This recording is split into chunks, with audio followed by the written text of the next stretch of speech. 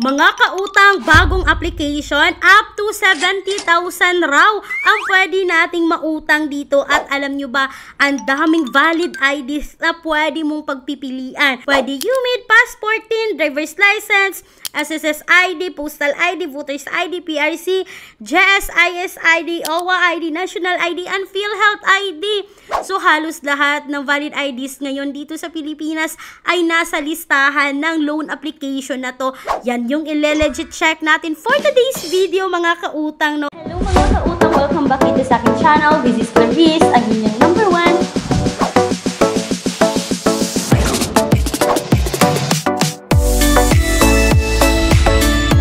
Alam ko, hindi na to bago sa inyo mga kautang. Ang dami na nakapagsubok dito sa loan application na to. Kaya hindi na ako gagawa pa ng tutorial on how to apply this loan application. Dediretso agad tayo no, sa offer ng loan application na to. Kung magkano nga ba yung binigay niya na pautang dito out of 70,000 na credit limit. And by the way mga kautang, itong loan application na to is naka-SEC registered.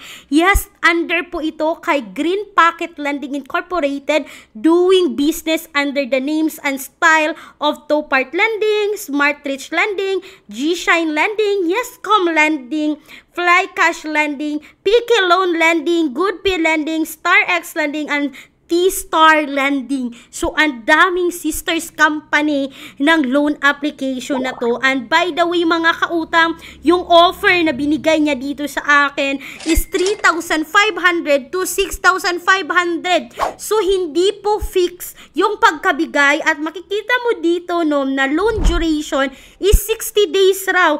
Lending institution is Fly Cash Lending. So, it's all about Fly Cash. Yung admin amount daw mga kautang is 1,050 to 1,950. Tapos wala raw interest. Zero daw. Yung actual amount na ma-receive natin is 2,450 to 4,550. Amount due at maturity is 3,500 to 6,500.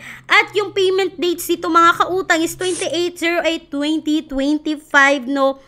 At eto na nga, hindi nga fix yung pagkabigay. At makikita nyo pa dito, no, na may first step na 3,150 to 5,850. May second step na 175 pesos to 325 pesos. At yung third step is 175 to 325 pesos.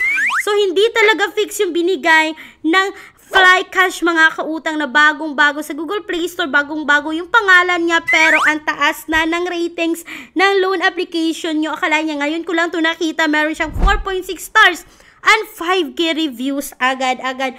So, sinubukan talaga naming utangan, sinubukan ko talagang i-proceed yung pag-utang dito mga kautang, and sad to say po, na-decline po kami rito, or na-decline po ako rito kay Fly Cash. So, magbibigay na lang ako sa inyo ng pinaka-latest na update rito mga kautang, at yung sabi noong August 18, 2025.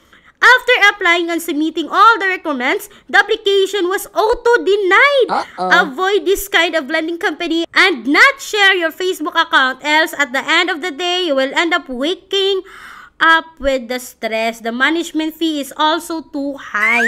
At hindi lang yan mga kautang, sabi pa ng isang commenter noong August 18, 2025, got approved, but it's funny.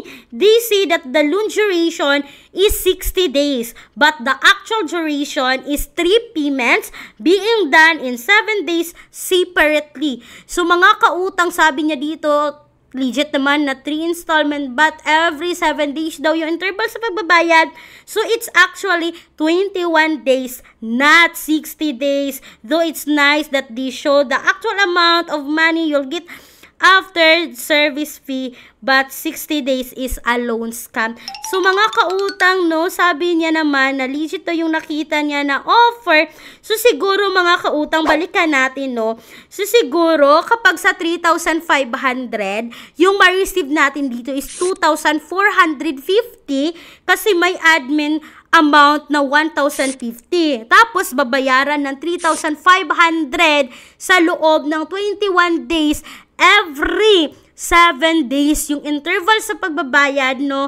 ang loan application. Ito kasi sabi ng isang commenter, legit naman raw. Pero hindi ibig sabihin mga kautang na ang daming na-approve dito, isubukan nyo na ulit. 2,450 out of 3,500, no? 1,050 is malaki na rin in 21 days. Pero, kung compare natin sa other loan application na 7 days lang, tapos ganito na yung mga deductions, mas better na siguro si Flycash. But, hindi ko sinasabing subukan nyo. Kung may mas better pa dito kay Flycash, yes, doon tayo sa mas maganda, hindi nang haharas, at hindi ganito kalaki yung deductions. Like sa ating mga alternatives loan app, like sabihin naman natin kay Online Loans Pilipinas na 0% interest, kahit 10 days siya, at least wala kang babayaran na interest rate. Or may mga alternatives tayo like Mabilis Cash, Happy Cash, kay FT Lending na may mga installment repayment pero sobrang liit lang din ng interest rate. Hindi ko sinasabi mga kautang na recommended si Flycash, pero nasa sa inyong mga kamay pa rin ang decision sa pag-utang dito. And mga kautang, please take note, ang dami niyang sisters company, no, nabanggit ko na kanina. Yes, kasama dito si Topart, si Smartreach, si Gshine, si Yescom Lending, si Picky Loan Lending, si GoodPay Lending, StarX Lending, and si T-Star Lending. So, ang dami niyang sisters company under po kay Green Pocket Lending Inc. So, mga kautang, sana ay nagustuhan niyo yung quick and honest review ko about this loan application.